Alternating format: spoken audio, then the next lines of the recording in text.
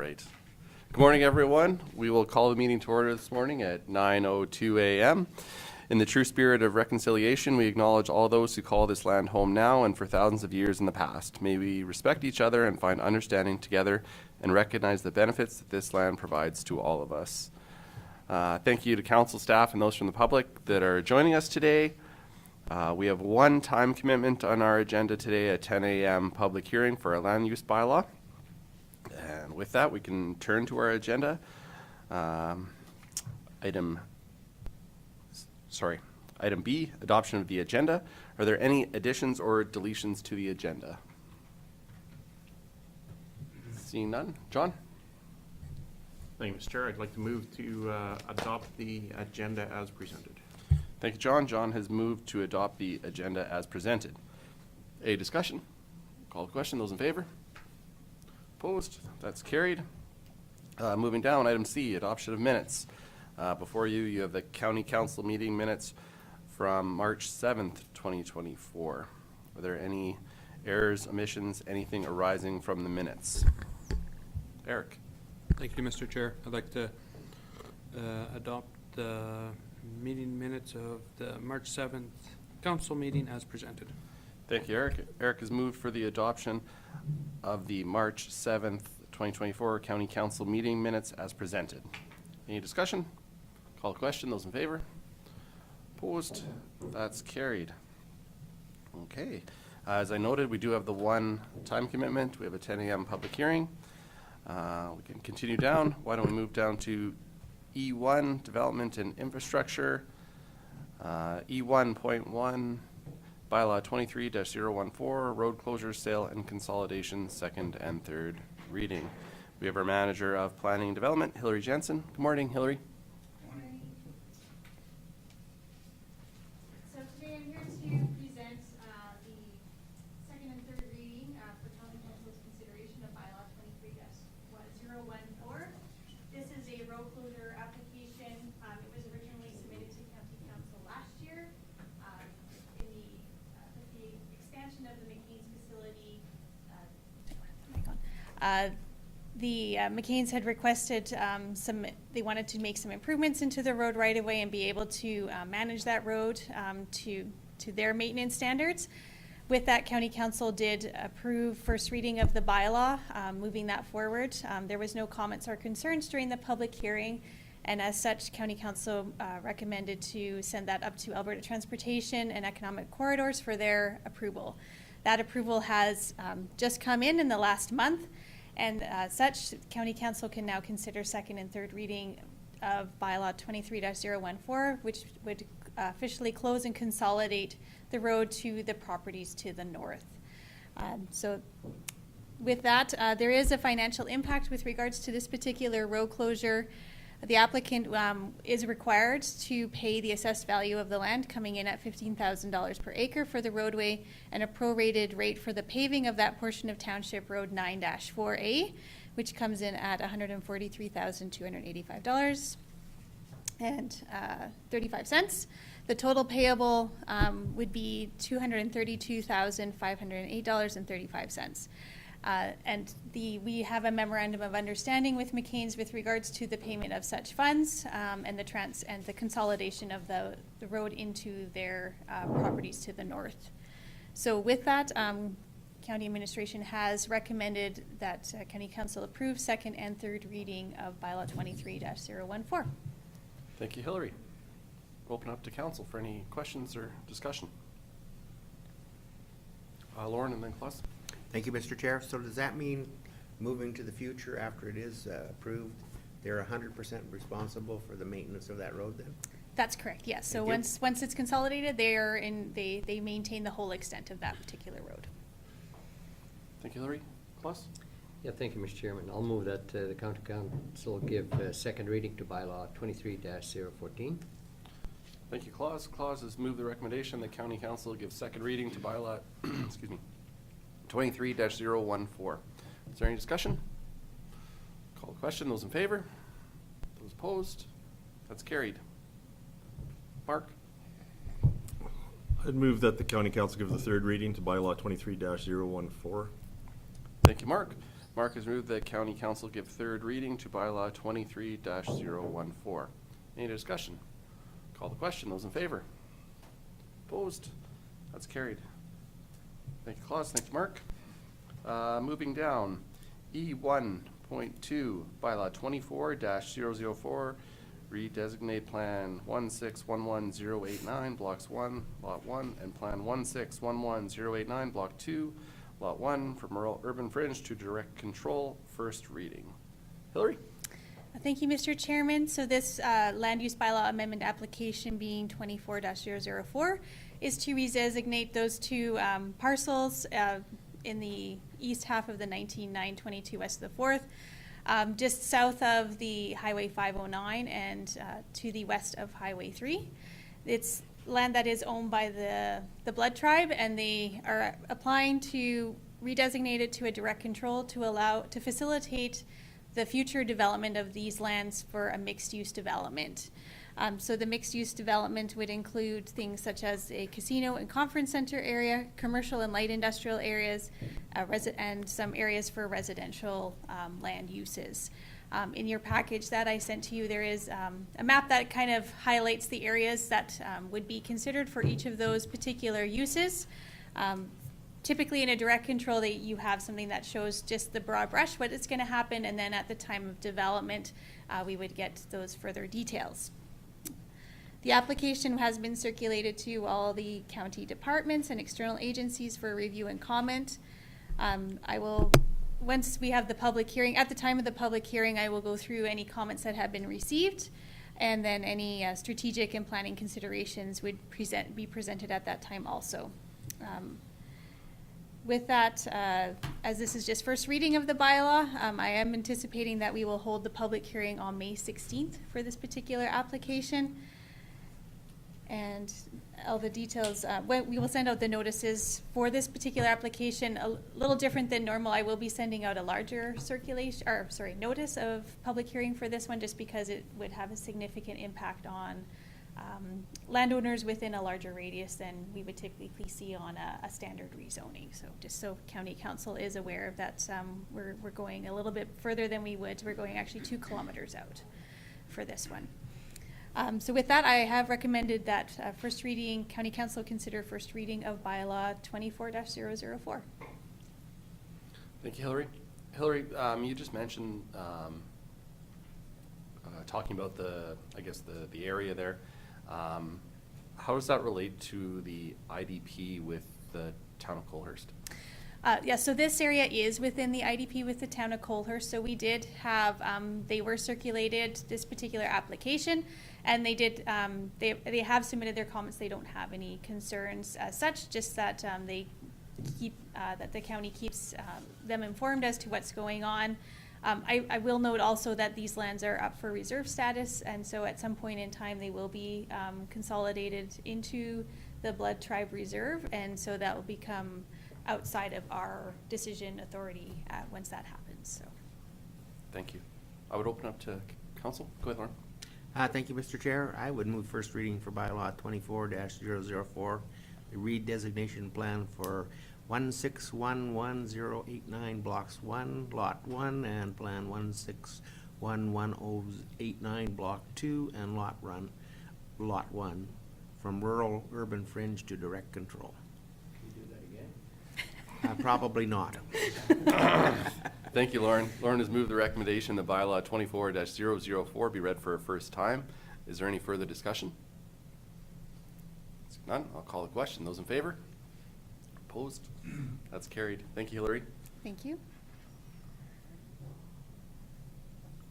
E1.3, bylaw 24-002, Chin Group Country Residential Area Structure Plan, and bylaw 24-003, Land Use Bylaw Amendment, Rural Urban Fringe to Group Country Residential and Business Light Industrial. First reading.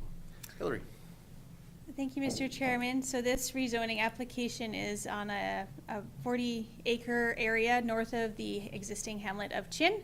They wish to create a country residential development and also a single parcel for business light industrial, which is already an established tire shop just north of the hamlet of Chin. As per the county's municipal development plan, any development over four adjacent titles is required to have an area structure plan for county council's consideration, and they are also required to rezone those particular parcels to group country residential. This application, as mentioned, is to redesignate those, the rezoning would redesignate the 40-acre title into those respective uses. They are going to leave one parcel on the west side of the area as a school site, so it would remain as rural urban fringe at this time. The area structure plan will provide the details with regards to stormwater management, road construction, or it does provide those details for administration to carry forward at such time as they choose to subdivide the properties, that we can ensure that sound development does occur in this particular area. I will note at this time they did look into the access to potable water for this particular area, and in discussions with the water co-op, there is no capacity for water to this particular subdivision. So this is County Council will have to consider whether or not they want to waive the policy where we require that they tie into a municipal water service, so being the water co-op for this particular development.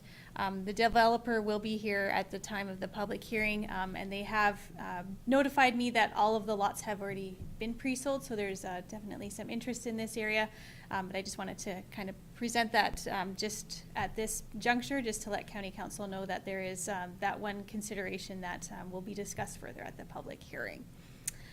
With that, I have recommended that first reading of bylaws, both bylaws, Bylaw 24-002 and Bylaw 24-003 be read for a first time, and the public hearing will be set for May 16th.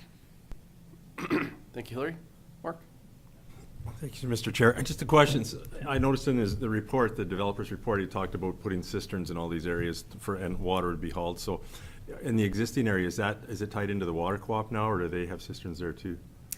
The hamlet of Chin is tied into the water co-op system, Okay. so they all have cisterns as per Right, the requirement. but they're not So hauling water, right? they're not hauling water. They did want to ensure that if there was capacity in the future, that they're making a large enough easement in front of their properties to put in a water line, and the cisterns would just tie into a water co-op system in the future. So they're kind of making provisions to make that happen, even though there isn't capacity right now. Any other questions? Go ahead, Lauren. Thank you, Mr. Chair. So by going to group country residential and expanding of the hamlet area, they would avoid the water situation? Is that why they've done it? Or, they would require to have potable water in a hamlet, whereas you don't necessarily in group country residential. Is that why they did that, or do you know? Yes, Councillor Hickey through the chair. So with regards to the reason why they're doing country residential versus hamlet residential, it's more of a size requirement. There's no sewer in the hamlet of Chin, and so they wanted to, since there is no sewer to tie into, group country residential made more sense in terms of being able to have the appropriate lot sizes, so 2 acres to allow for the septic field. So that was the main driver behind the group country residential zoning instead of the hamlet residential zoning. The water, it's kind of County Council can determine if they want to allow for this development to go forward without having the potable water at this juncture. Typically in a hamlet, yes, they would be required to have tie into an existing municipal service. So. Any other questions for Hillary? Go ahead, John. Thank you, Mr. Chair. And I apologize if I'm not quite understanding this, but within the hamlet of Chin, the potable water is through the co-op? That's correct, yeah. Okay, so we're, Klaus, go ahead. On that topic, thank you, Mr. Chairman, is there water available there yet? Because, I know on the north side, there's no water available right now, so what is the situation with the south side? No, there is, at this point in time, Councillor Vanderveen, there is no potable water units available through the South Co-op either. So that's why they're kind of in this kind of gray zone of where they want it, but they don't have capacity, so. Go ahead, John. Thank you, Mr. Chair. I was just going to move that bylaw 24-002 be read a first time. Thank you, John. Hillary, can I just ask maybe two questions? First, is there still vacant lots within the hamlet of Chin, or are we pretty much at capacity? There is one vacant lot in the hamlet of Chin, and that's it.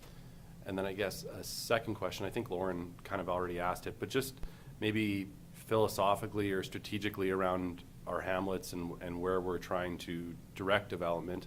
I guess from the planning department's perspective, is this you see this as a good path forward to, I guess, really expand on the hamlet, but not expand the hamlet, I guess, or I don't know, maybe you can capture that better than I can. I just from a strategic point of view, I know we've talked about trying to direct development into our hamlets as opposed to group country residential, and I realize the title of group country residential is maybe a bit of a misnomer in this situation, but maybe just your comments on that.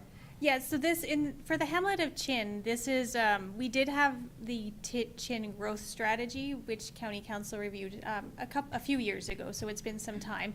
But it did include this 40-acre title as an area where growth could happen, and in that plan, it did state that it would happen in a sense of being more group country residential than that hamlet residential. And like I said, that's mostly just due to the size, because there's no wastewater services available here. So it's the most logical way to move forward with growth in this particular area. So it does meet the county's strategic goals in terms of, having development closer to those urban areas and where development is happening. Obviously, with the expansion of the McCain's facility, this is a good opportunity to provide housing for people who, well, maybe they'll work there, maybe they won't. But it's just it's an area where we had anticipated this happening. And it's just happening a bit sooner than we thought, so it is in line with our strategic plans. And so once this is done, we'll have to look at that Chin growth area to see if there's any other opportunities in this area, or if this is kind of where the buck stops in terms of development. So. Awesome. Thanks, Hillary. So John has moved that bylaw 24-002, the Chin ASP, be read for a first time. Is there any further discussion? Call the question. Those in favor? Those opposed? That's carried. And bylaw 24-003. John. Since nobody else is stepping up, I guess I will move that bylaw 24-003, the land use bylaw amendment from rural urban fringe to group country residential and business light industrial, be read a first time. Thank you, John. John has moved that bylaw 24-003 be read for a first time. Try. Any discussion? I'll call the question. Those in favor? Opposed? That's carried. Thank you, Hillary. Great, thank you. We can move down then into E2, Corporate Services. E2.1, the 2023 Year-End Surplus Deficit Report. And with that, we have our Director of Corporate Services, Jennifer Place. Good morning, Jen. Good morning, Mr. Chairman and Council. So I have in front of you the 2023 year-end surplus deficit report for your review. As part of the year-end processes and in preparation of the annual audit, entries are required to ensure that funding for capital and operating projects are completed as identified within the budget or by council resolution throughout the year. Upon completion of these entries and after a review of revenues and expenses, administration determined an operational surplus over the 2023 budget of just over $1,830,832.78. And I've attached a report summarizing this, which I'll go through. Before I get into the report, we did, when we presented the November 30th financials, project about an $850,000 surplus at that time. So just reviewing the last report and identifying maybe some of the areas where the surplus came in a little bit higher as we're going through. I can speak to those as well. And I'll add that we do have just over 95% of our annual tax collections have been received, but we're still applying penalty to outstanding balances, obviously. So that is part of the surplus was penalty revenues. And I just want to note, and I think it is in the report, that we've continued to put a liability against any some of the oil and gas outstanding tax properties. as part of the year end, which you would see in the financials. And that is just to identify the possibility of that we won't be able to collect. And I believe that is, I have 1.8 million in my head right now, but I'm sure it's because of this surplus number, but it's upwards of 2 million that we're reporting, if not higher. So I just wanted to note that as we're going through. So although there is the annual revenue collected in the year, there's also a year-end entry, not part of the operating budget, that goes against that as a liability in the financials. So I'll get into the surplus report for you. So as the 2023 financial year-end process is finalized, we did a review, and this is strictly the budget versus the costs and any of the transfers that were done throughout the year, as mentioned, or through resolution of council. There were some significant department surpluses that I'll get into here. Several were due to some anticipated additional revenues. There were some organizational transitions and changes. There was an interest rate increase over 2022 and some cost savings due to operational and department practices. So if we get into the first one, council has a slight deficit of just over $3,000, and this is primarily associated with travel and subsistence costs that have been incurred throughout the year. The executive or CAO office, is primarily due to savings in the CAO position, as the position was vacant for 5 months, and it was filled internally with an interim position. So there was an additional costs incurred there for that period of time. Through Ag Services, this one I had estimated, based on chemicals and machine parts, about a $50,000 surplus in this area. It did come in slightly higher, and that is due to some grant funding that we received. So when we received the ASB grant for this year, it was higher than what it had been in the previous year and what was anticipated. So that's in there. We also received an additional $4,500 under the Eco Canada grant fund, which offset some wages, some seasonal wages, and the rest of the surplus is primarily, as mentioned before, due to chemicals and parks, supplies, and machinery. As well, it was a fairly dry summer in 2023, which, reduced some of the mowing activities that would normally take place. Fleet is one of those departments that reflects, is self-funded, so any surpluses or deficits within that department are also funded. So there was a surplus at the end of the year of just over $227,000. This was transferred to the fleet equipment reserve, and it's mostly due to equipment rates that are obtained that offset costs for fuel, parts, supplies, labor, etc. As well, there was a little bit, the fuel didn't come in as high as what we had budgeted for, so there's a little bit of savings there through the year. I think costs came down. Fuel costs came down later in the year, but of course we're seeing again that the rise of that now, especially with this increase to the carbon tax. The next one is the largest surplus. So I was a little bit conservative, I guess. I'll take responsibility for that. In the last one, I think the biggest portion of this surplus is related to gravel purchasing and usage. So there's about $500,000 there. I had estimated that portion closer to around 200 or 250. This is just a result of operations that crushing and stockpiling gravel, which reduced the need to purchase additional gravel through the year. So that was savings on gravel that wasn't purchased due to crushing and stockpiling. And then the balance of that surplus is made up of a combination of lower than budgeted expenditures related to road materials, supplies, some purchases for things like culverts and cutting edges, things like that. Jen, I just have a question here. Eric, go ahead. Mr. Chair, purchasing gravel, is that then, do we just do that as an accounting term that we're buying it out of our pit?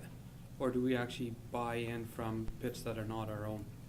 So my understanding is that previously we were purchasing gravel from a third party, but now within 2023 there was some stockpiling and crushing that was done, so the requirement to purchase as much wasn't there. Oh, okay, thank you. Yeah. Okay. The utilities department, again, operates at cost recovery with the exception of the $327,000 for debt payments. This department did have actually an overall deficit, and I think it was a dry year. A lot of water was used. However, we also have to purchase that water, and then there's a lot of activities that took place that weren't anticipated. There was some contracted costs specifically related to the Broxburn wastewater system that had to be done, and some additional hydrovacing as well as repair and maintenance. So that ended up creating a bit of a deficit, but that was funded through the utility reserve. So it self-funded itself, which left the utility department at no surplus or deficit aside from what was budgeted for. Within the infrastructure department, this surplus is primarily due to unexpended funds for contracted and technical general services for engineering primarily. It was just lower than anticipated as there was other capital infrastructure priorities that took place throughout 2023. So operationally, not as much of those funds were used. In assessment and taxation, a slight surplus here, and this is due, there were some additional revenues for tax certificate sales, as well as the assessment contract services and supplies. So we do pay the province a bit of money for DIP, which is the designated industrial property assessments that they do. And it was a couple $1,000s lower than what was in the budget. We had thought that there would be an increase to it in the budget, so but they didn't apply that. Administration, again, this is a surplus of about $300,000. As mentioned, this is primarily related to penalties. We did incur some additional costs throughout the year related to insurance and advertising, but it was offset by some of this surplus.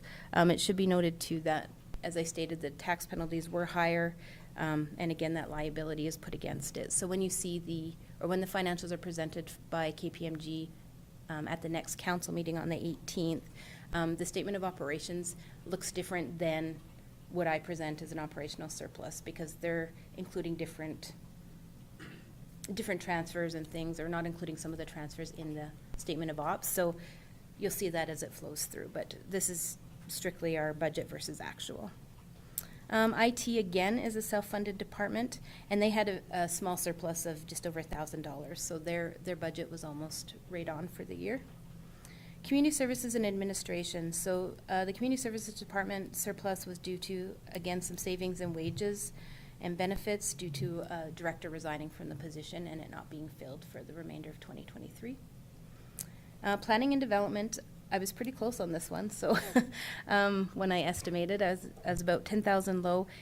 And this was due to, I think we've talked about this before, there was additional revenues in development and building permit and planning fees in 2023 due to some large developments and applications that were made in the county for the 2023 year. So that was unanticipated additional revenues.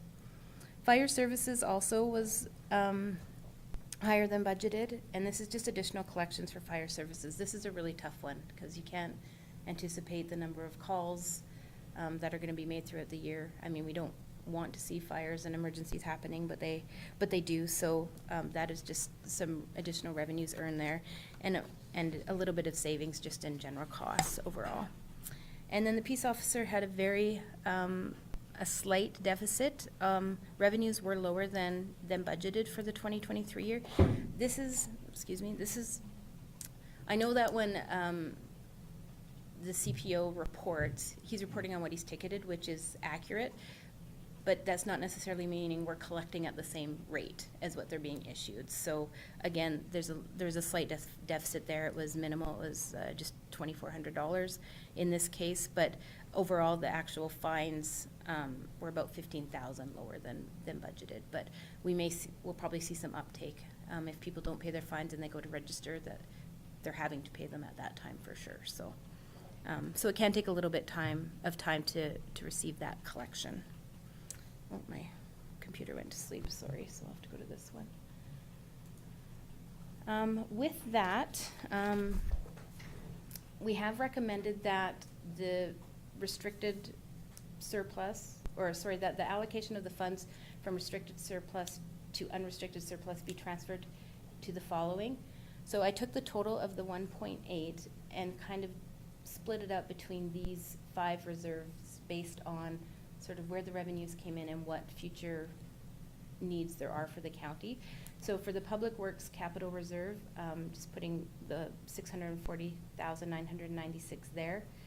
I didn't mention this one, the provincial policing funds as well. So we do budget for, I did this kind of automatically. We budgeted for the provincial policing funding, but we're always a year ahead of when they bill. So we collect and then they bill based on their budget year. So I've transferred that, I just put it in here. I've transferred that to the police funding reserve so that our bill this year was over 700,000 and we don't have to continue to increase. We can maintain that now. I haven't seen this, I believe was the last year that we had sort of a funding model for, so I'm not really sure what the future of that amount is going to look like. Hopefully the province will say something. It does sound like they're going to continue with this funding model for the time being, so maybe we'll hear something in the fall. The Emergency Services Contingency Reserve, I moved 70,105 there. We have a commercial industrial land reserve, which I know council's aware of. We put just shy of 501,000 there, and that's just for future purchases of land or other industrial or commercial kind of opportunities. And then the tax equalization reserve, we moved another $408,792 there. So that reserve can help if we determine that there's a funding, we need some funding, or there's a funding opportunity, whether it's debt or a capital project that may require some funding, et cetera. We can pull from that reserve for a portion of that. So these recommendations were based on where we thought it was best suited to, where the funds would be best suited to be placed. And of course, these have been transferred for audit purposes, but I can move them around if council wants to see these funds allocated in a different manner. And if we don't transfer them to reserve, they would just go back and they would become part of the annual accumulated surplus, and they would just flow through that, and it wouldn't be something we could draw on in the future. Awesome. Thank you, Jen. I'd open up to council for any questions. Go ahead, Lauren. Thank you, Mr. Chair. So, General, just go back to provincial policing funds. Yes. Have they ever said what happens to the pay increase for the RCMP? Like some municipalities supposedly have gotten a bill. I don't think you have yet, have you? Or have they said anything, or? Councillor Hickey, through the chair, the only invoice that the county has received is from the province for this annual amount. We haven't seen anything with regards to the RCMP portion. And I don't know if that's because we don't fund an RCMP directly out of the county, so I don't know if it's specific to cities and municipalities that do, but I have not seen anything, no. Cool. Thank you, Mr. Chairman. Yeah, we've seen a significant increase in the amount of money requested or requisition from the province for provincial policing. How that, to reiterate, I guess, what Jen said, how that gets transferred on the back end, or if a portion of that goes to the RCMP, we don't see those breakdowns, or have not been provided that breakdown. Go ahead, Lauren. Thank you. Well, the reason I asked it was, actually, they awarded the increase in salary after they announced our funding model. So it goes back 4 years, so that's, I don't know what to say. Just wondered. I don't know if there's a difference, being that RCMP is federal, if the provinces are collecting and contributing towards that, or my understanding is that this is specific to a provincial policing force that the province wants to put in, but what they're doing with it once it's sent, I can't say. Anything else? Yeah, go ahead, Cole. Thank you, Mr. Chairman. I just wanted to know that the surplus does look large. However, this is from an accounting, I just wanted to stress it's from an accounting standpoint. So some of these are revenues that are uncollected. Some of them are just a change in service, or we've made some delays. So with the gravel, for example, we crushed extra staged throughout the winter so that we could utilize that gravel to defer the cost. So there is a reduction there, but it's not necessarily captured in an annualized fashion. So we need to put some of that money away, because we will have additional costs when we need to start preparing for future years and staging of those gravels. The other thing that is a little bit harder to track, and if we remember from the budgeting process, a lot of our reserves, we know we're not putting adequate contributions to based on escalating costs, inflation and demands, whether that's fleet or utilities. And so it shows up here as net neutral because it's self-funded from a reserve, but that reserve is built up based on taxation or utility rates or, you know, a variety of other funding contributions. And so sometimes we've had some shifts. It looks like it's net neutral, but it's not necessarily net neutral. We know that there are deficits in some of those places, and so this isn't necessarily free cash flow we need to put away for some of those. Based on the recommendations that Jennifer's put forward, we think this is our best guess. I also want to be clear that we know it's going to be wrong, and I don't know if wrong is the right word, but we know that there's going to have to be future transfers from those accounts once we have more information. We're working through a variety of different strategies. We've got an economic development strategy that we're working through. We're doing some workforce planning to better understand how we make the biggest impact. So a lot of the surpluses in the administration line have been from transitions in staffing, where we absolutely need those positions, but we want to make sure that we're recruiting the right position to have the biggest impact. And so we've paused some of those hirings, which is put further strain on the team, but we've done that so that we can buy ourselves some time to make sure we assess those roles and hire them in the most meaningful way. So we will need those funds, but we don't have the full results of the workforce plan and some of those other things. So we may be coming back to council to say, okay, now we have some more information. We need to adjust this. This is our best guess at this time based on what we know with the strategies and how far we are into each of those. Thanks, Cole. Are there any other questions from council? Seeing none, go ahead, John. Thank you.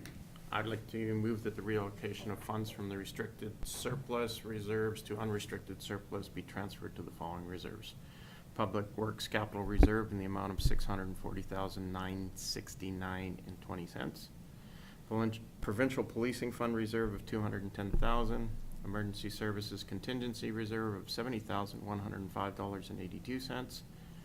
Commercial Industrial Land Reserve of $500,965.64, and the Tax Equalization Reserve in the amount of $408,792.12.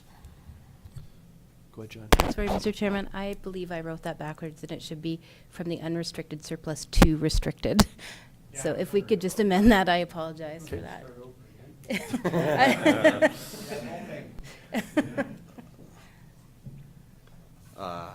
From unrestricted to restricted. Yes, correct? please. I Okay. apologize. That's all right. So John has moved the recommendation to move the reallocation of funds from unrestricted surplus reserves to restricted surplus. Sorry, So I want to get that wrong again. just unrestricted surplus to restricted reserves. Restricted reserves. Okay, thank you, Jen. Transferred for the following reserves. Is there any further discussion? If not, I will call the question. Those in favor? Those opposed? That's carried. Thank you, Jen. Thank you very much. E3, Administration, E3.1, Appointment of Director of Emergency Management and Deputy Director of Emergency Management. Thank you, Mr. Chairman. Maybe I would look to turn this over to the Emergency Management Committee and their recommendation.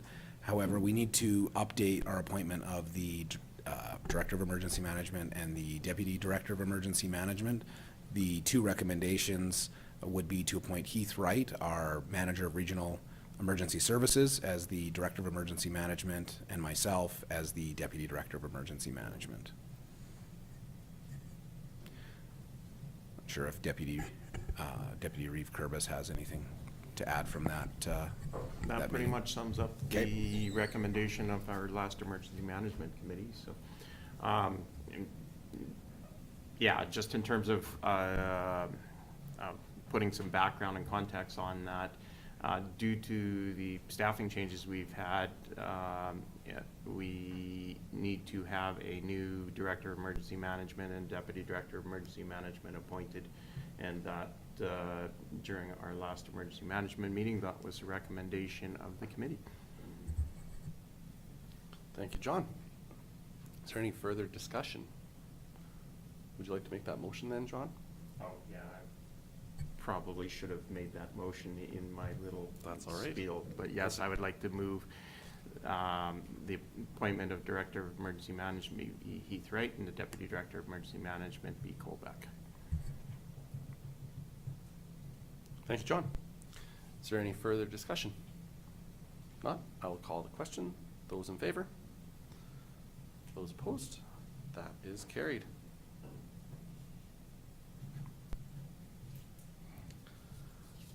We can move down now to our correspondence. We have 6 items of correspondence before you. We'll start at the top. Please jump in and comment or question whenever you would like. The first piece we have is regarding the 2024 Minister's Award for Municipal and Public Library Excellence. This is from Minister Rick McIver, Municipal Affairs. So as you can see, there's several categories open. These awards offer an opportunity to recognize truly great work happening in our communities across Alberta. Building economic strength, open to all municipalities. Enhancing community safety, open to all municipalities. Partnership, also open to all municipalities. And public library services, open to library boards serving a population over 10,000. Public library services, red tape reduction, service delivery enhancement, and smaller municipalities, open to municipalities with populations less than 5,000. As per the letter, the details regarding eligibility and submission requirements are available on the Minister's Award for Municipal and Public Library Excellence webpage. Deadline for submissions is April 15th. That's our first piece of correspondence. Go ahead, John. Thank you, Mr. Chair. As you are the representative of the library board, correct? I am correct. Is this, are you feeling that there's some of these that we should be nominating people on? I would have to look into it closer to give a better response to that, John. I'm not sure if I have a good answer for you right now. Are there any other questions or comments on that one? Okay, moving down, Alberta Municipal Affairs, PERC extension. This one as well is from Minister McIver. This is regarding the Provincial Education Requisition Credit Program extension.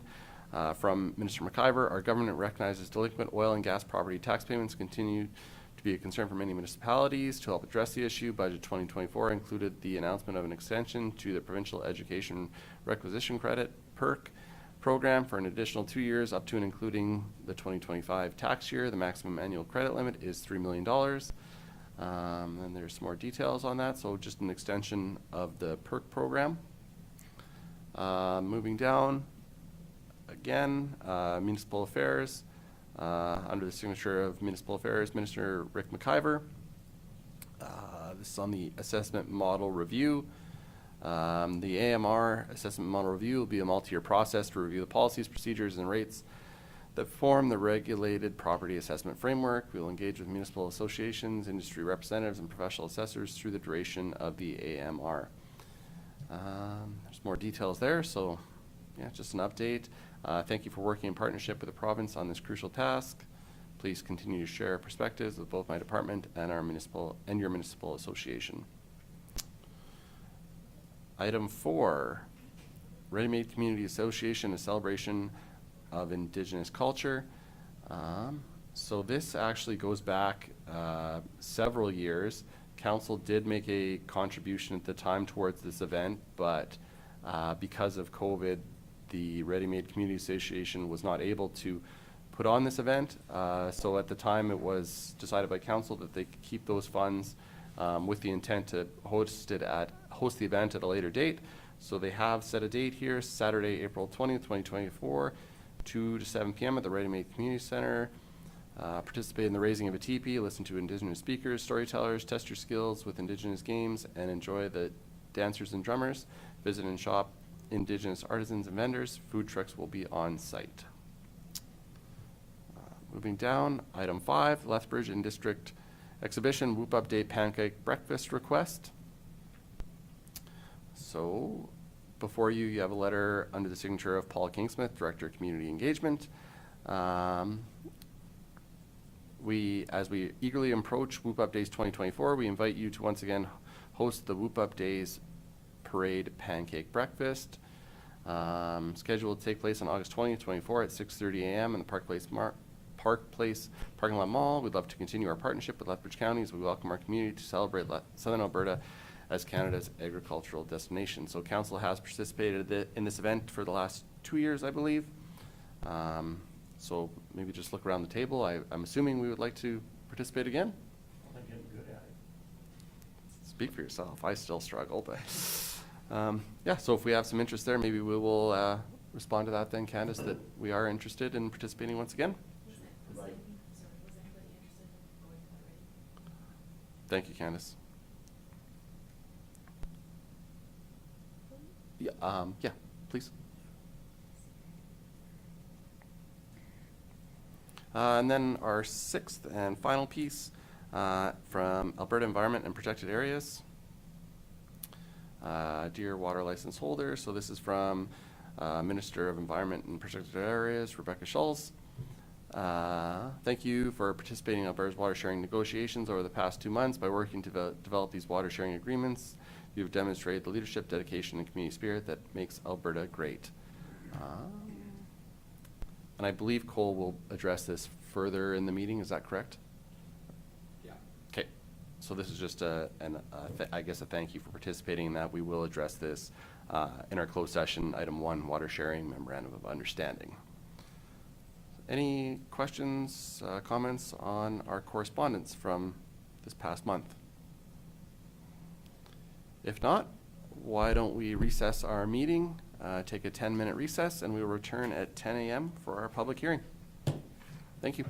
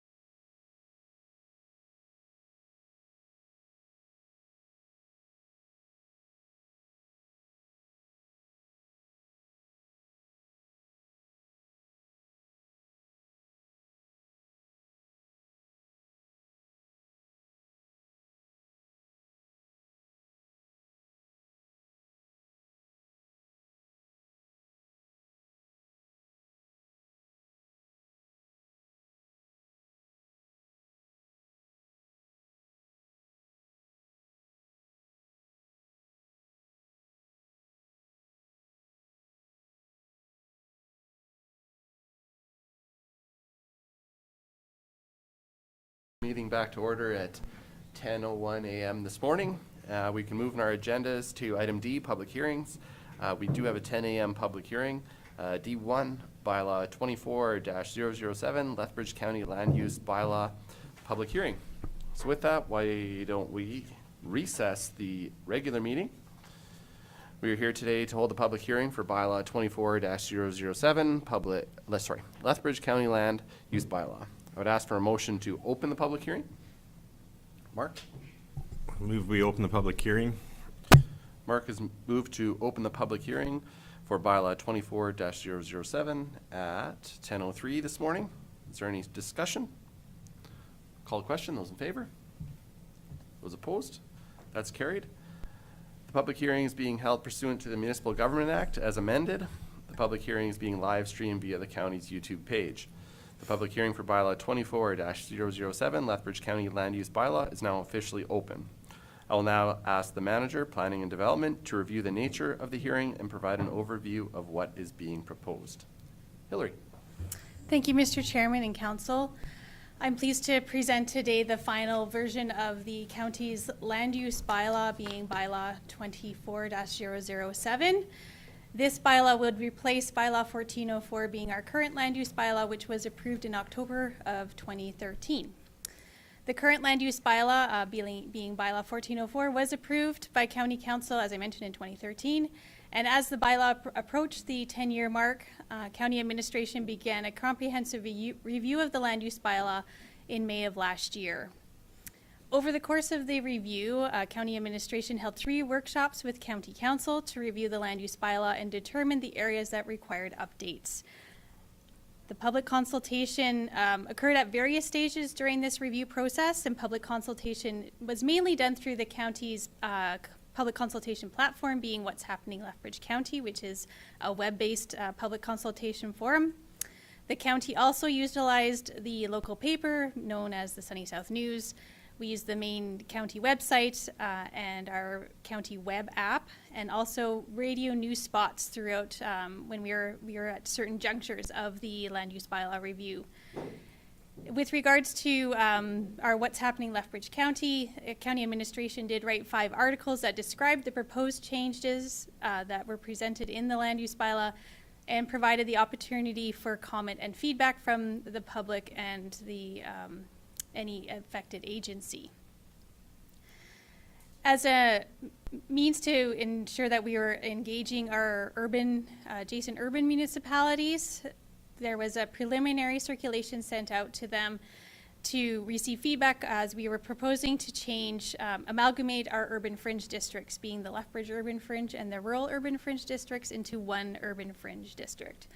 And we did receive some good feedback with regards to that and had made amendments to address any concerns proposed by those adjacent urban municipalities. The final draft was posted on the county's website and sent to, once again, the urban municipalities and external agencies for review. Some requested changes were made to be included in the final draft, and County Administration did consider some of those and has made some adjustments based off of those requests. So as you see in your council report, I have listed a number of the proposed amendments. As they are quite long and verbose, I will assume that County Council has had the opportunity to review them, but I will just provide a couple of highlights through, just generally speaking, the areas that I've noted in the council report. So there was a number of general changes that were made. As mentioned, I'll just qualify that by saying we didn't change everything in the land use bylaw. It was a strategic review. As in 2013, we did do a very fulsome kind of everything was reviewed, everything was changed. This was more of just a check and a balance in terms of a review process, making sure that we were up to date with regards to current legislation, that any concerns that we had heard from residents or glitches that we had seen as we had processing applications were being addressed in our new land use bylaw, and then anything obviously that you as council had heard that we could also update the land use bylaw to provide a little bit more flexibility to our residents. And so some of the areas where we did provide that flexibility is we're expanding the validity period of a development permit from 12 to 24 months. This was recognized because it is taking longer for people to construct buildings. There's delays in labor, delays in getting construction materials, and recognizing that it was taking more than that 12 months. We didn't want people having to come back and reapply for something that was already, say, a permitted use or even a discretionary use, but had met all the criteria. We also increased the validity period for development permits for large-scale industrial and commercial renewable energy projects from 12 months to 48 months.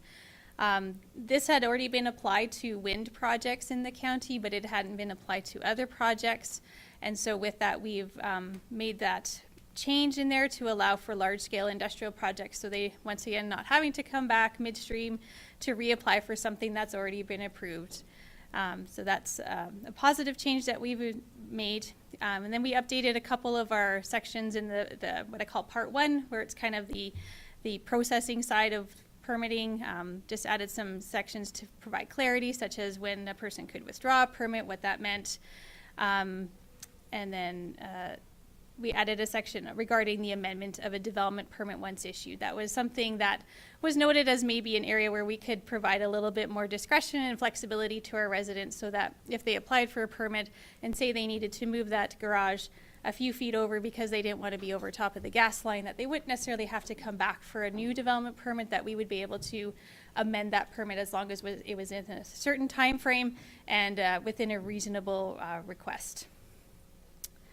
So with regards to the land use districts change, the biggest change, as mentioned at the beginning, was the urban fringe districts have been consolidated together into one urban fringe district. This will provide better clarity to all of our urbans and to our development planner as they review development permit applications, as there was some nuances between the Lethbridge urban fringe and the urban fringe that needed that could have been be consolidated to make it a little bit easier for both our planner and our citizens to understand what was required in that urban fringe district. For other things in our land use districts, we did look at some of our other districts in terms of what was going on. We noted that our rural heavy industrial district was never applied in the county, and thus we have amalgamated some of the heavy industrial uses into our general industrial district, all as discretionary uses. In our rural recreation district, we moved some discretionary uses to permitted uses. And in our country residential area, we did allow for some increase in the size and height of accessory buildings. And then also we addressed shipping containers as a discretionary use in most of our land use districts. And it's becoming more commonplace that they are something that is there. And as long as they're cited appropriately and treated as an accessory building, there was no concern seen with adding that as a use. Within the hamlets, we also increased the height of accessory buildings to address, styles of accessory buildings that people might want to have on their property, and to have them to apply for a waiver. And we also updated our transitional agricultural district in hamlets, as it was a bit dated. It hadn't been updated even from our prior bylaw, so we made that more current to our current land use bylaw terminology. With regards to this changes in the standards of development, we expanded on the hazardous industries location criteria. It was previously in our rural agricultural district, and we moved that to a standard instead, so that it was more far-reaching and not just applied to our rural agricultural district.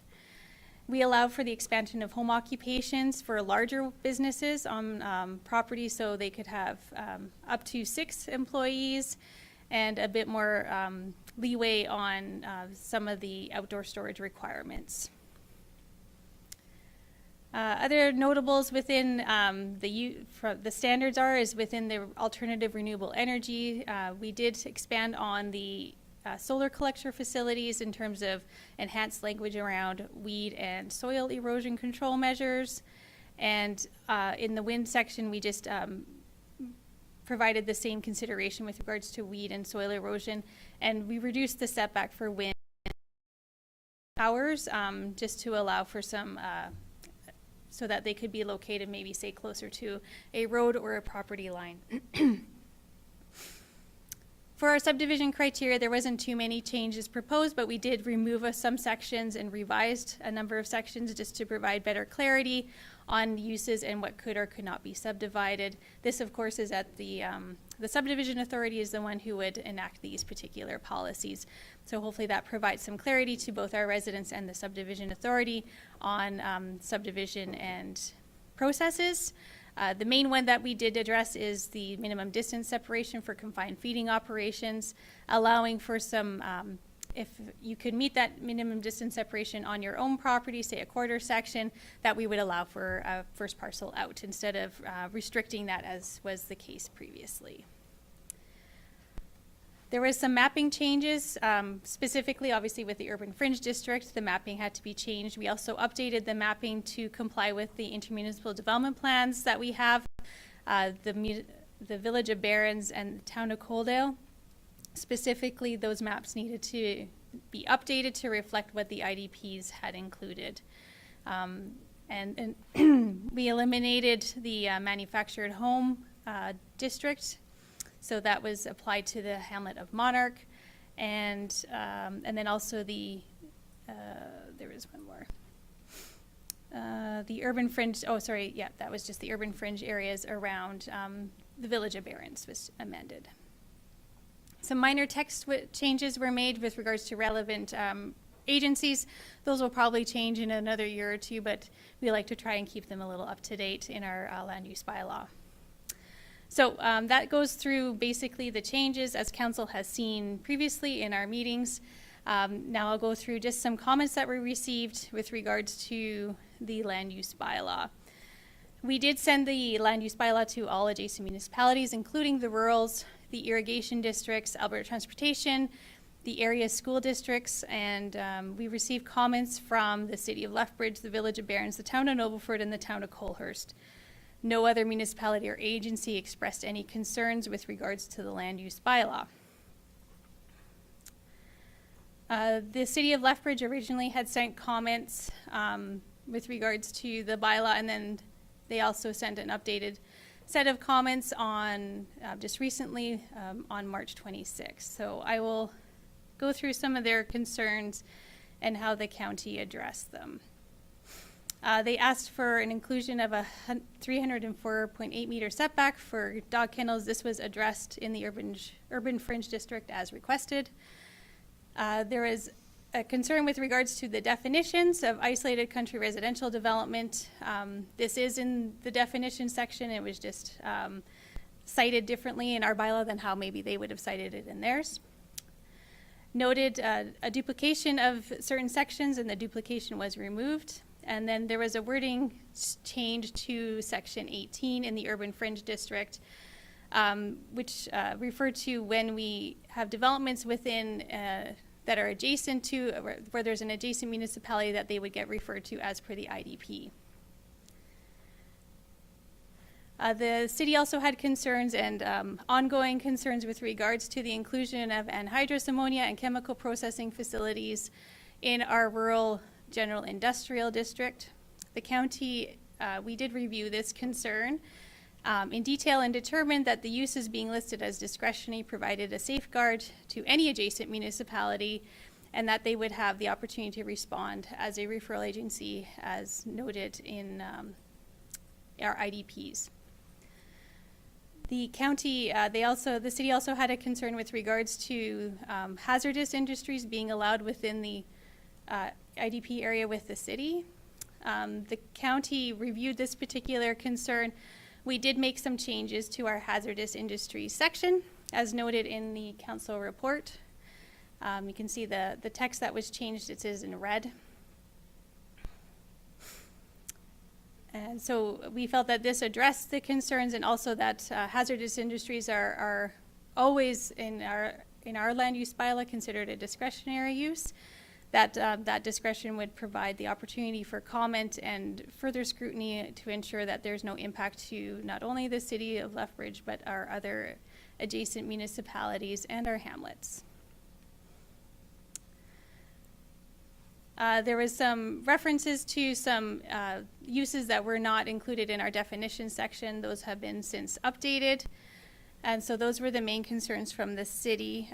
With regards to some ongoing concerns with regards to the anhydrous ammonia chemical processing, the county did note that the city has a heavy industrial and general industrial districts that do include hazardous uses. And some of those are in proximity to residential areas. The county has standards for anhydrous ammonia facilities. They can't be within 500 meters of a residence, which exceeds Alberta Environment and Protected Area Standards, which is 380 meters. The uses are discretionary, and so the county, as I mentioned, county administration feels that there's scrutiny placed on those applications and that they would meet the requirements of both the intermunicipal development plans of our urban municipalities and the land use bylaw. So county council, you may choose to remove those particular uses if you feel that it's warranted, but county administration does not believe that there's any action that is necessary or required at this time. For hazardous industries, it was noted in our intermunicipal development plan with the city that there are policies in there that that speak to noxious industrial uses in 3 of our planning areas on the west side and the north side of the city. But it doesn't speak to those noxious uses on the east side or the south side of the city, which ironically is where we do have hazardous uses, such as Green Prairie International would be considered a hazardous use, being an alfalfa plant. Lethbridge Biogas would also be considered a hazardous use. Vigor Biofuels in Duncan Industrial would be considered a hazardous use, and the landfill is also considered a hazardous use. So those are all within the IDP area with the city. So with that, to prohibit hazardous industries in the IDP area, which extends 3 miles in some areas, in our opinion, is not a reasonable request. And there are areas within the IDP area that may be suitable for some types of hazardous industries, as I've just noted. And so we have not provided a recommendation to prohibit hazardous uses from the IDP area. They did have one other concern with regards to some wording in the urban fringe area.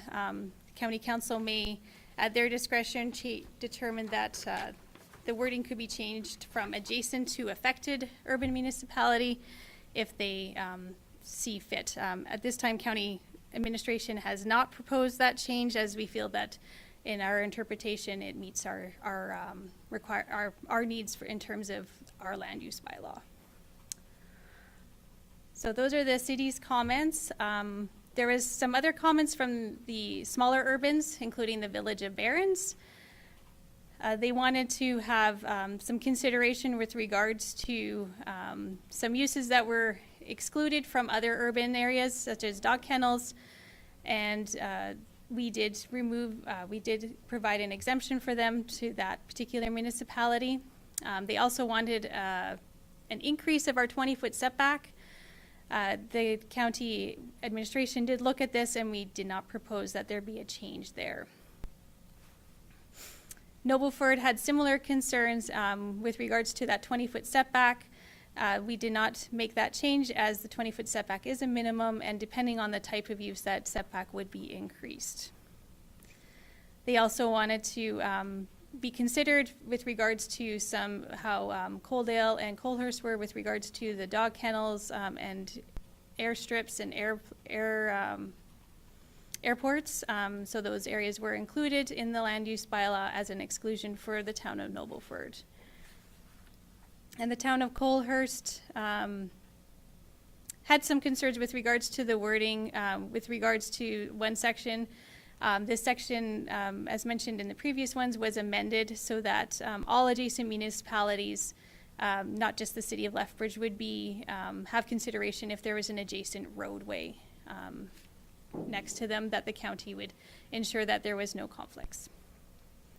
So those were the comments from the urban municipalities. As I mentioned, there were no other comments that came up in our referral and in our consultation with the public. So with that, that concludes my very lengthy report. I did say I was going to truncate that. I apologize, Mr. Chairman. But with that, I will pass it back to you, Mr. Chair, and for council discussion. and for the next steps.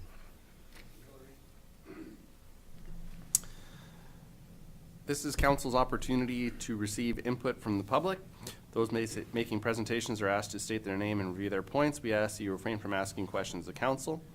The intention of the public hearing is not to debate or defend the contents of the bylaw or the position which individual councillors may have on the bylaw. Questions asked of a councillor by a presenter may be ruled out of order.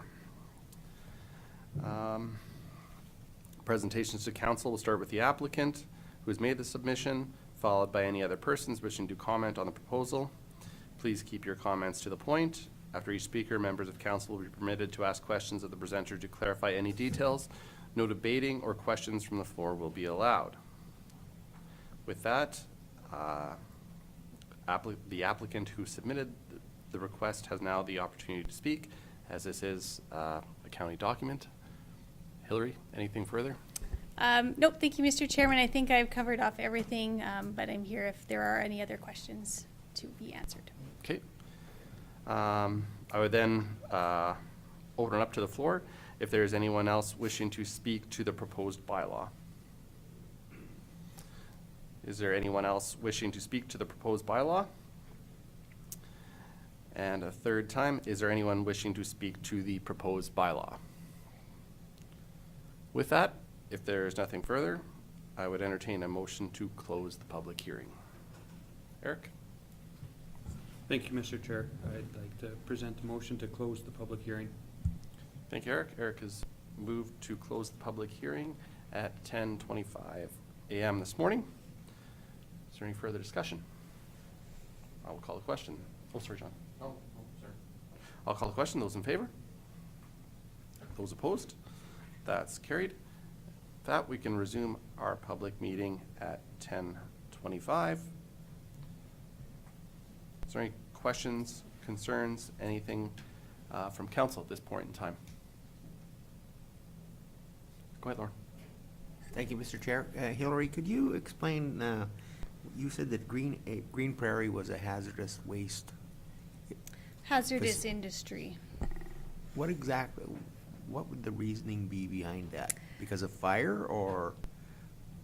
Thank you, Just kind of trying to figure out how it fits. Thank you, Councillor Hickey, through the chair. So we actually have a very specific list of what we consider hazardous industries. It's in our definition for the land use bylaw, and we do have alfalfa processing facilities as a hazardous use. It would be due to not necessarily the fire, but it obviously has some fire hazard issues, but probably from there's off-site impacts in terms of the dust and the noise that can occur from a facility like that. So that would be the main why it would be considered hazardous is those two factors, I would say. And it is very flammable. Any other, Eric, and then back to Lauren? Thank you, Mr. Chair. On that note, and I would have to look up those definitions. I missed that in prior reviewing of this. If we wish to include those, then it should be specified as forage processing facility instead of alfalfa, and then that lumps in more companies again, which is not great because I don't support that in general.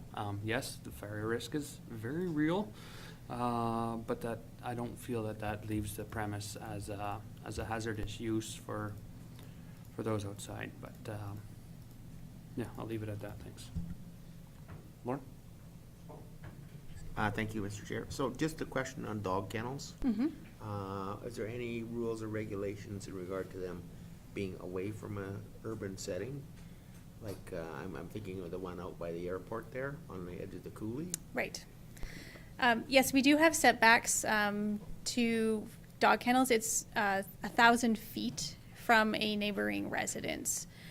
So that would include a residence that would be within a city. So with regards to the concern from some of our urbans with dog kennels, most of the time we wouldn't actually approve them within the IDP area of a urban area because it would be too close to a residential neighborhood. We do have some the one by the airport there has been there for quite some time. I think it was previously put in prior to this setback. Yeah, so that's why that one it's grandfathered in, but any new ones have to meet those requirements. Thank you, Lauren. Just one sec, John. I didn't mean to, sorry, I didn't give you an opportunity, Hillary, to respond to Councillor Van Essen. Was there anything following his comments? Sorry. Sure, yes, I can, if council wants to, we could amend the definition of hazardous industry, especially for that specific alfalfa processing plant. Obviously, it was top of mind at some point when this was done. It could be changed to forage if you feel it's more encompassing. It doesn't mean that it's prohibited. It just means that there's some additional scrutiny placed on an application. Maybe there's some mitigation that has to be done on the site in terms of how they are handling their dust, how they're handling the product itself to ensure that it isn't, like that they're dealing with maybe some fire safety issues. But that would be I would say some of the extent to which it doesn't necessarily mean that all of a sudden it's kind of on the banned list. It's just, provides some indication that there could be some potential impacts to that particular industry and where it's located. Go ahead, Eric. Yeah, thank you, Mr. Chair. So with that in mind, there's a few other companies that are there. They would not be under additional scrutiny if we change them to encompass it. However, let's say one of them wants to do an expansion, i.e. Wilbur Ellis. Would they then have to meet an extra set of guidelines that they previously didn't? Not necessarily, especially for an expansion. If it's an existing facility, they probably already have some of those safety measures in place. Typically, if we, so when Green Prairie did their recent expansion, they had the fire, but now they're expanding some of their buildings. It's at the development permitting stage where we ensure that they have, say, a fire safety plan in place, that when they're doing their building permits, that they're making sure that they're meeting the fire code. And then if they're adding, say, another facility that might have like an offsite impact, such as a dust issue, we would look at the adjacent areas and just to ensure that, if it's, that they're not too close to, say, a residence, or that they can provide, evidence that they're not going to impact those residences. So it's just it's more like it's just a discretionary use with a little bit, we do a little bit more due diligence. Typically, they also require Alberta environment approval, so there's also that, we always add that condition onto a development permit for any industry where there may be that type of impact, so. Thank you. It puts it really tough because I do not support extra regulations on people who are operating. However, it's not a balanced approach in my opinion at this point, because it's targeting alfalfa, and that terminology should be forage because that's what it is. And they actually could probably skirt underneath it for most of their stuff because it's corn and timothy for the majority, and then we get the hay cuber by Diamond City. Now they fall in the category, and we get Wilbur Ellis, and we get all these other ones. So I'm more inclined to leave it, even though I recognize that it's a balanced approach. So I'm willing to leave it at that with that recognition. Thanks, Eric. Go ahead, John. Thank you, Mr. Chair. I think just a point of clarity in my mind, I just want to sort of make sure that I'm understanding this correctly.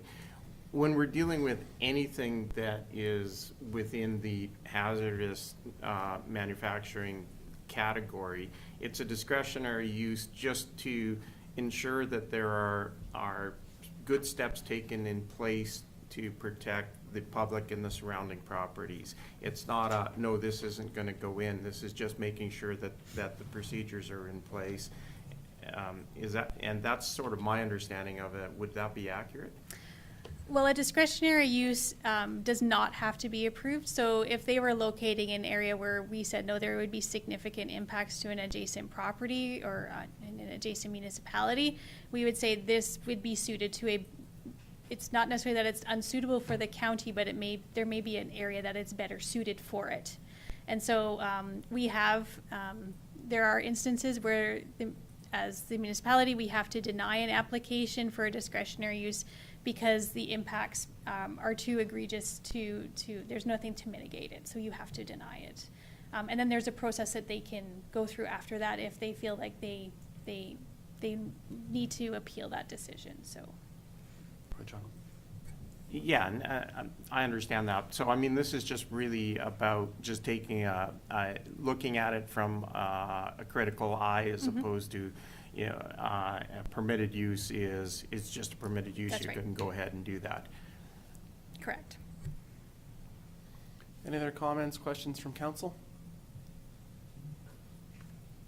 Well, on behalf of Council Hillary, a huge thank you. I know this is a massive undertaking. A big thank you to yourself, to Steve Hardy from Orsk, and a genuine thank you for how you included council in this process. I think it would have been easy to just take this on administratively, and then I guess, you know, come back for a rubber stamp. But in this case, I felt like we were truly engaged in this process. I think the workshops that we did around this were valuable. I think we as council all came out a lot more knowledgeable on what this means. This is at the end of the day, this is our document, so I think it's crucial that we played a vital role in that. I think we asked a lot of good questions. I think there was some movement, and appreciate the flexibility in letting us, you know, provide our perspectives. So just a big thank you for that. And also, I know that the review of such documents can be a massive undertaking for other municipalities where, you know, tens of thousands of, if not millions of dollars are spent. So I just want to, you know, really appreciate your approach to this. I know you have a lot on your plate already, but just a genuine appreciation that we were able to do this, you know, in a really fiduciary, you know, a responsible way for our ratepayers. So just a big thank you. Is there anything else from council? If not, we do have a recommendation before us. Go ahead, Mark. Thank you, Mr. Chair. I would like to move that the county council give a second reading to bylaw 24-007. Thank you, Mark. Mark has moved the recommendation that county council give second reading to bylaw 24-007. Is there any further discussion? If not, I will call the question. Those in favor? Those opposed? That's carried. John? Thank you, Mr. Chair. I'd like to move the county council give third reading to bylaw 24-007. Thank you, John. John has moved that county council give third reading to bylaw 24-007. Is there any further discussion? If not, I will call the question. Those in favor? Thank you. Thank you very much, Hillary. Thank you, council, for your patience and your willingness to work on this process. So, thank you. Thank you. We can now move down in our agenda. I believe we are at item G, County Council and Committee Updates. G1, Lethbridge County Council Attendance Update, February 2024. And with that, why don't we start in Division 1? We should start in 7. Well, let's start backwards, eh? Let's work backwards. Morris, you're on the hot seat, Morris. So I'm happy, but surprised I'm not prepared. You're always prepared, I thought, Morris. Okay, we'll start with Division 7, which is Morris East West, okay. February 1st, Lethbridge County Council meeting, February the 5th to the 7th, AIDA conference in Lethbridge, and February the 8th, Link Pathway meeting, February 15th, Lethbridge County Council meeting, February 22nd, Lethbridge County and Town of Colors meeting. Thank you very much, Councillor Morris Eenstra. Division 6, Claus Vanderveen. Claus. Yeah, thank you, Mr. Chairman. I had February 1 and 15, we had the Lethbridge County Council meeting, we had the IDP meeting on February 22nd with the Town of Colors, and the 28th to the 29th, the CARES conference in Camrose. Is there anything you want to add on that CARES conference? Claus? Yes, CARES conference, we seen a few landfills there, and the one was better than the other one, but one compliment I gotta give to the one landfill that is there, it was done so neatly. And if we look at Lethbridge here, that we seen the plastic flying, we see everything going on, we can do it in a different way. And if you look there, what they had done, this is a good example of a way to maintain your landfill. And they have an unbelievable amount of garbage going down there, like every day. And even like from the town of Banff, 800 kilometers, it goes down to there. And then we're kind of wondering, what's holding us back to have a Southern Alberta energy from waste? We get so much further than, and the costs and everything that's involved and the waste that we have. And why can't we get more support, government support, to get this thing up and rolling? Thank you. Thanks, Claus. Division 5, Councillor Eric Van Essen. Eric? Yeah, thank you, Mr. Chair. So the two council meetings, 1st and 15th. Then the rest was involving Picture Butte Chamber. On February 8th, I got elected to be on their board of directors and have been participating at a higher level there. Some of the stuff that has come out of that is actually going to build a strategic plan and try to get it headed in a strong direction that it has merit. And so that's coming up this month. We'll be more involved with that and try to spur it on and make it, more viable. Thank you. Thanks, Eric. Division 4, Deputy Reeve John Curbis. John? Thank you, Mr. Chair. Other than my normal weekly meetings with Community Futures Executive Director and the County Council meetings, I had the opportunity to attend the Community Futures Pan West Conference, and that allowed myself and our Executive Director to showcase and lobby on behalf of our region for continued funding for Community Futures and look at and explore avenues and programs that we have for new entrepreneurs, both from new Canadians to people that are working to become entrepreneurs and see what avenues are available for them. And other than that would encompass my month. Thank you. Thank you, John. Division 3, Councillor Mark Sayers. Mark? It was a busy month for me. 2 council meetings and the South Grove board meeting, and thank you for going from the bottom up, so I'm not always going behind Tori and his massive list, so. Thank you, Mark. Thank you. It's Turn it over to actually Tori. a short month, actually. February, for Division 2, the county council meetings on the 1st, 15th. February 2nd, mayors and reeves. February 15th, Shinnecock's Finance and Personnel Committee. So on top of regular duties on the board, I did put my name forward to help out on the Finance and Personnel Committee. So that's, I think, 4 more meetings a year. But just going over, obviously, the financials. That committee then makes a recommendation to the executive committee. The executive committee then presents to the regular board meetings. So it's a really great group to work with there, and nice to learn a little bit more about how the organization works. February 28th, Lethbridge County, City of Lethbridge IDP meeting. Relatively short public part of that meeting, did have some other discussions. I think actually offline after the meeting, had some really good conversations with a couple of councillors and administration. Just I think we're in a good place, but we need to continue to work away at making sure that we keep those lines of communication open. I think we agree there are some mutual points where the 2 municipalities can work together actively on some lobbying efforts, try and cut down some red tape between our 2 organizations. The city is obviously a very large organization, and at times it can be a bit challenging getting through. So I think we're making progress there, but need to keep up that momentum and to make sure that we're having those active and open lines of communication. On the 29th, telephone town hall with Minister McIver. So Minister McIver just kind of gave us the highlights of the budget, followed along online with some of the announcements that were made at the time, and then since then, obviously, more has been rolled out. And that was my February. With that, I would go to Division 1. Councilor Lauren. Thank you. Lauren. And 1st and 15th, Lethbridge County Council meetings. The 7th was FCSS meeting.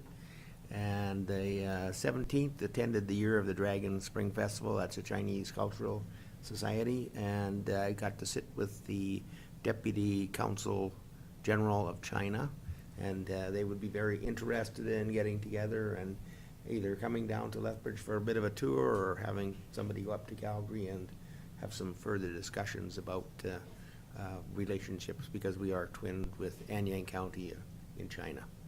On the 21st was the Green Acres Finance meeting, and the 28th was the Green Acres Board meeting.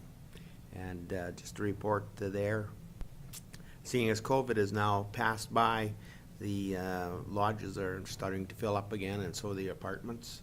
So they're beginning to get back to full capacity, which is good to see. Thank you, Lauren. Thank you. Anything further on the county council attendance updates? Go ahead, Klaus. Yeah, just a question for Lauren. You're on the committee for Picture Butte with the doctor and everything. Did you have any meetings yet, or is there anything that came out of that one? Because I heard some rumors, that's why. I've been to 2, and I forgot to put that down, I guess, sorry. We do, Maddie may be able, I missed the one the other night because I had a conflict, but there is one doctor who is signed up now and will be coming, but it doesn't sound like until October now, give or take a little bit. The big problem is they have to go through this 3-month kind of like,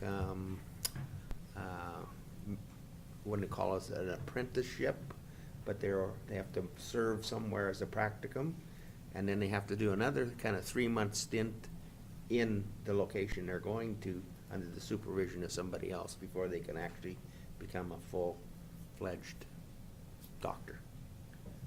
So they do have somebody signed up. It's just a matter of when they're able to get in and get there. But Dr. Muhammad is gone on the 15th of this month, I think. And if I may, I had a doctor's appointment with Mohammed yesterday, and we talked about that, and he still will be somewhat available to, depending on the urgency of that person. That's what he told me yesterday.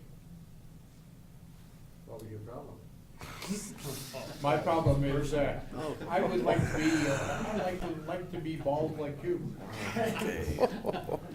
A little further on doctor recruiting, Dr. Leishman has listed his clinic and practice for sale, so he is wanting to move on and retire as well. Yeah. But I don't believe the other person that the government was in touch with has signed a contract yet, so currently we only have one doctor on his way, or her way, his way, I guess. Yeah. Thanks, Lauren. Thanks for the question, Klaus. Anything further? Okay, that brings us to the conclusion of our public meeting. We do have 3 closed session items before us today. So with that, I would entertain a motion to enter a closed session. Lauren? Go ahead, Morris. I move. Okay, thank you, Morris. Morris moved to enter a closed session this morning at 10:46 a.m. Any discussion? I'll call the question. Those in favor? Opposed? That's carried.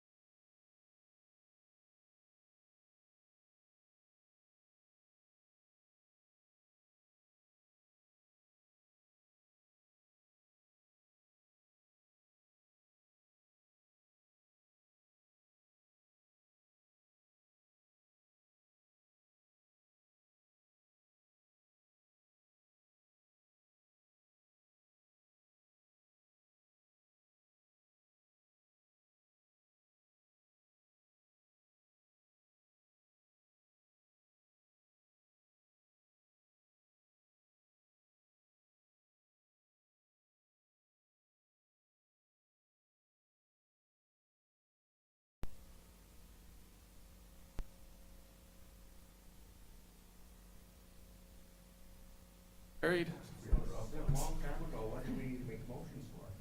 Well, we need one, right? Yeah. Water. We're gonna save 10% water. Just assign the MOU. We good, Candace? Okay, we'll reconvene our public session at 2:15 this afternoon. We have one item coming out of closed. Item H1, Water Sharing Memorandum of Understanding. Lauren? I would make a motion to have Lethbridge County, under the signature of the Reeve and the CEO, to sign the memorandum of understanding for water. Thank you, Lauren. Lauren has motioned to have the county commit to the Water Sharing Memorandum of Understanding under the Reeve and CAO signature. Is there anything further on that? Not, I'll call the question. Those in favor? Opposed? That's carried. Any other business for today? If not, I'd entertain a motion to adjourn. Morris has moved to adjourn at 2:15 this afternoon. John.